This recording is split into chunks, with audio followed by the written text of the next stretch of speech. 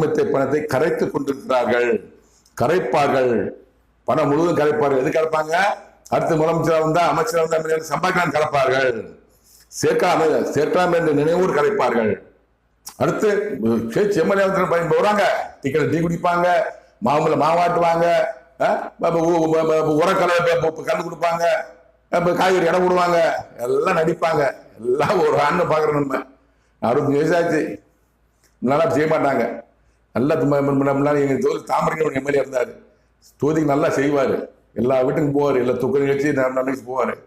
அவர் ஒரு 6 வருஷம் தொடர்ந்து எம்எல்ஏ இருந்தார். அமைச்சர் எம்எல்ஏ இருக்காங்க, தொகுதிக்கு நன்மை செய்யறவங்க இருக்காங்க. இப்போ பூரா போன கொள்ளைக்கு தான் பார்க்குறாங்க, எம்எல்ஏ பார்க்க முடியாது. தாமரை யார் வேணாலும் பார்க்கலாம், ஒரு வயசான கிளை கூட பார்க்கலாம், ஒரு சின்ன பையன் ஸ்கூல் போகிற பையன் கூட பண்ணாலும் பார்க்கலாம். தாமரை எம்எல்ஏ தொகுதி எம்எல்ஏ விசாரிச்சு பாருங்க. அது தொகுதியில் ஃபேமஸானவர், தொடர்ந்து 6 முறை அவர் தான் எம்எல்ஏ இருந்தார், அமைச்சராக வாய்ப்பு கிடைக்கல.